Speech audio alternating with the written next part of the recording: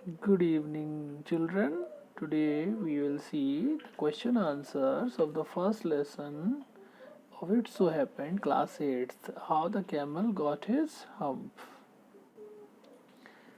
So the first question is, what task? Task means work, काम. Do you think were assigned to the dog and the ox? Dog और ox को क्या काम दिया गया?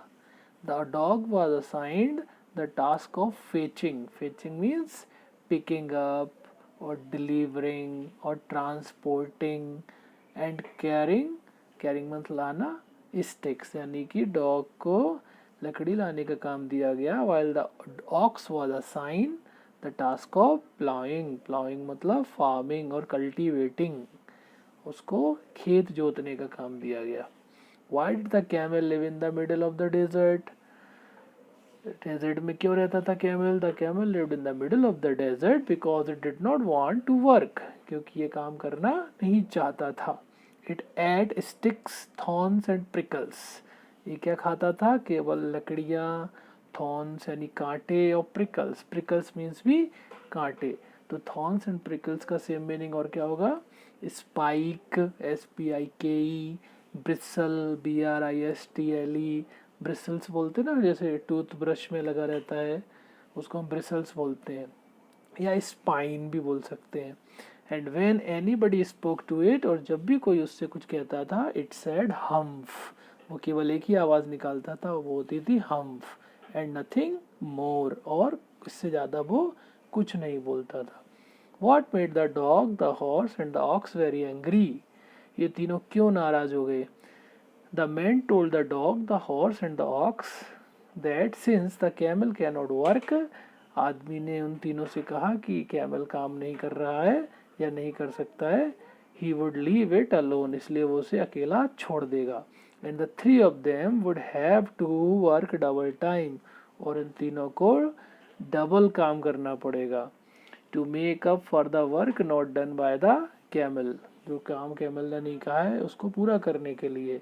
This made the three of them very angry, इसलिए वो तीनों गुस्सा हो गए. How did the Jinn know the horse was complaining against the camel? जिन को कैसे पता चला कि हॉर्स जो है वो कैमल के लिए शिकायत कर रहा है? The Jinn knew that the horse was complaining against the camel. जिन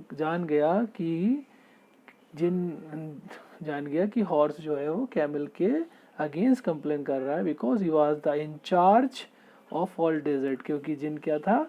वो इंचार्ज था, मतलब he was the controlling authority of desert. वो डेजर्ट को ही हर चीज़ को कंट्रोल करता था. एंड न्यू, वो जानता था अबाउट एवरीथिंग, हर चीज़ के बारे में, हैपनिंग जो भी हो रही होती थी, in relation to his deserts, उसके रेगिस्तान में. The camel was looking at his own reflection in the pool. Camel अपना खुद का रिफ्लेक्शन देख रहा था पूल में. What does it suggest to you about the camel? इससे क्या पता चलता है कैमल के बारे में? The camel is looking at his own reflection, है ना. कैमल्स मतलब camel is at his own reflection in the pool, अपना खुद का रिफ्लेक्शन देख रहा है. शोज, इससे पता चलता है that he was proud of his appearance. इससे पता चल रहा है कि उसको अपने अपीयरेंस पे बहुत प्राउड है.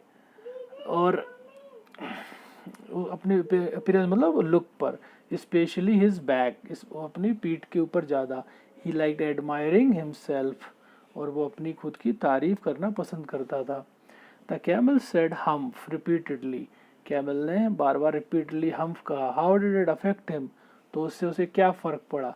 When the camel said humph repeatedly, despite मतलब के बावजूद, द जिन्स वार्निंग, जिनकी वार्निंग के बावजूद उसने बार बार हम्फ कहा.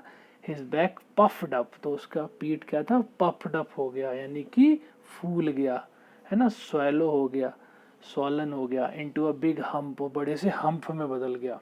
What according to the djinn was the use of the hump?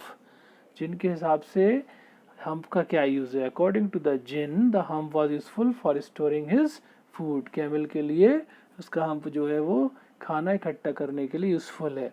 And using it during continuous work for many days, और वो इसका इस्तेमाल कई दिन तक लगातार काम करने के लिए कर सकता है. Without eating and drinking water, बिना खाए पिए. He has never yet learn to behave, उसने अभी भी कैसे व्यवहार करना ये नहीं सीखा. In the light of this what is the writer's opinion about the camel, camel के बारे में क्या कहना चाहता है वो. According to the writer the camel is still a very lazy, writer के अनुसार कैमल आज भी आलसी है. That is unwilling to work, और वो काम करना नहीं चाहता. After he got the hump, इसलिए उसको जब हम्प मिला उसके बाद the Djinn asked him to go out of the desert to help the other 3 animals, जिनने उससे दूसरे जानवरों के साथ जाकर काम करने के लिए कहा. It seems that the camel still did not behave himself, तो कैमल ने आज भी नहीं सीखा कि कैसे काम करना है. And worked lazily in the desert itself, और आज भी वो रेगिस्तान में आलसियों की तरह काम करता है.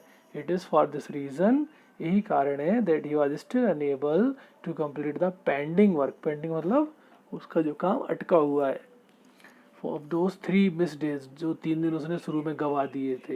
And he continued carrying the hump, और आज भी वो हम्प लेकर क्या कर रहा है, living in the desert, desert में रह रहा है.